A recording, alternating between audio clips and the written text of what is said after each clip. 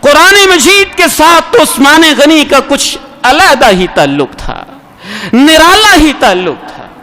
قرآن کو جمع کرنے والوں میں عثمان غنی کا نام آتا ہے، قرآن کو لکھنے والوں میں عثمان غنی کا نام آتا ہے، قرآن کو پڑھنے والوں میں عثمان غنی کا نام آتا ہے، قرآن کو پڑھانے والوں میں عثمان غنی کا نام آتا ہے۔ تہجد کے اندر قرآن کی تلاوت اور ایک رکعت میں پورا قرآن تلاوت کر کے شرف حاصل کرنے والوں میں عثمان غنی کا نام آتا ہے۔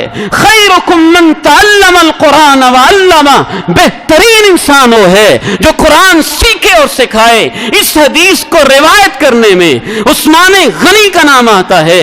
عثمان کا تعلق قرآن کے ساتھ اس قدر مضبوط ہے، 40 دن اور 40 راتیں بھوک اور پیاس کے عالم میں گزر گئی۔ اللہ کے پیغمبر خواب میں تشریف لائے، کہا عثمان کل تیری افطاری میرے ساتھ ہوگی۔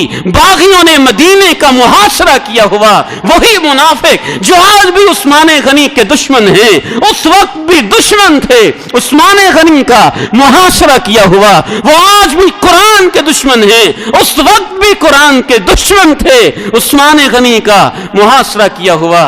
جناب عثمان غنی صبح نیت کے ساتھ سحری کر لیتے ہیں، کھانے کو کچھ نہیں ہے، پینے کو کچھ نہیں ہے، افطاری نیت سے ہو رہی ہے۔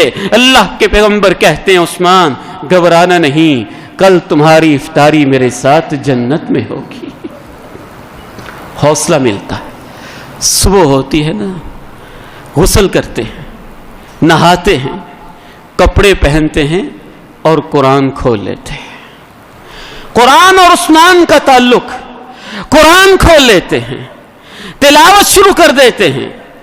فَسَيَكْفِيكَهُمُ اللَّهُ، یہ آیت پڑھ رہے ہیں اور اس تلاوت کے دوران وہ ظالم صحابی کا دشمن، اندر سے منافق انسان حضرت عثمان غنی پہ وار کرتا ہے، اور عثمان غنی کے خون کے قطرے اس آیت پہ گرتے ہیں اور جام شہادت نوش کر لیتے ہیں۔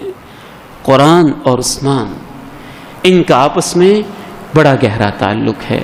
انشاءاللہ آئندہ اللہ کی توفیق سے ہم اس موضوع کو ستمبر کے دوسرے خطبہ جمعۃ المبارک میں مکمل کریں گے کہ عثمان غنی کی شان کیا ہے، ان پہ کیسے کیسے ظلم ہوئے ہیں اور کس طرح سے ان کو مظلوم مدینہ کہا جاتا ہے اور ذو النورین کہا جاتا ہے۔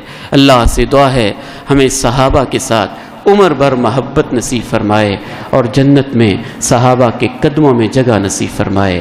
وآخر دعوانا ان الحمد للہ رب